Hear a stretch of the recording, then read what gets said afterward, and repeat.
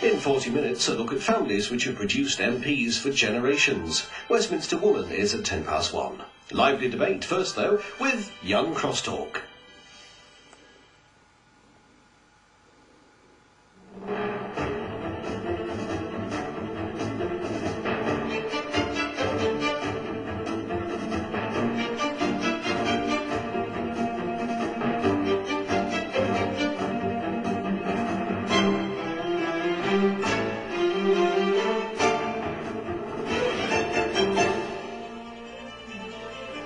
Good afternoon, I'm Donald McIntyre and welcome to the second of our special crosstalks, giving young people a chance to question politicians on the issues that matter to them. Today our guest is Kate Hoey, MP for Vauxhall here in London and a crosstalk regular. Since she agreed to come on the programme, she's been promoted to Minister at the Home Office. Let's kick off with you, Thomas. I think you've got a question for Kate. By strongly supporting the American airstrikes, which we will be able to see when it's released via the United Nations. Kate, if I may briefly come in here, surely there's a certain level of hypocrisy. In the last week, Bill Clinton has condemned the attacks in Kenya, Tanzania and Northern Ireland. And then 3 days later, he's bombing citizens in Afghanistan and the Sudan. Surely life is cheap.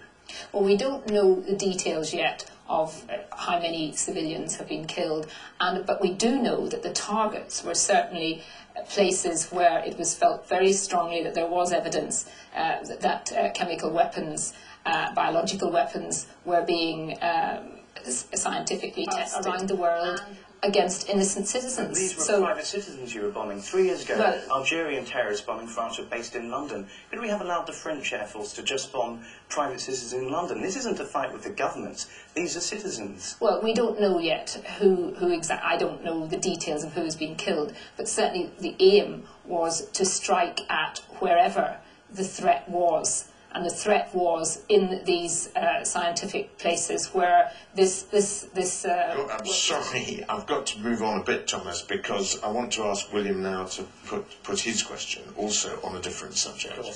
We've seen another example. I'm William, by the way. We've seen another example of an unelected body frustrating the will of an elected one with the gay age of consent. How long are you now going to allow this to go on? Well, the measure to remove the hereditary power of Lords in the House of Lords, that will be coming through in this coming session. That's not a very difficult issue to do. Simple, straightforward legislation to not allow hereditary peers who are there because of their birth and position, not because of how good they are. Although there's some very good hereditary peers, I have to say. But isn't that a fudge? Because you're not going far enough. I didn't elect members of the Lords to make these decisions about who should be discriminated against and who shouldn't. Surely you should be going the whole hog and being like Australia or the United States, where a House of Representatives and a Senate work well together. Well, we didn't give a commitment to go the whole hog, as you put it. We did give a commitment to reform the House of Lords and to give particular commitment to get rid of hereditary peers, which we're doing. Then have much more likelihood of arguments and disagreements between an elected House of Commons and an elected House of Lords. That's democracy. Yes, but we have to find ways of making that second chamber different, to reflect different aspects of the country. Otherwise, why have it? Thomas is dying to get in. Come in, Thomas.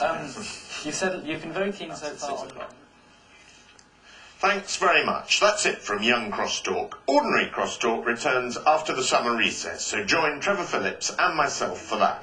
But for now, for this week, from all of us here, good afternoon.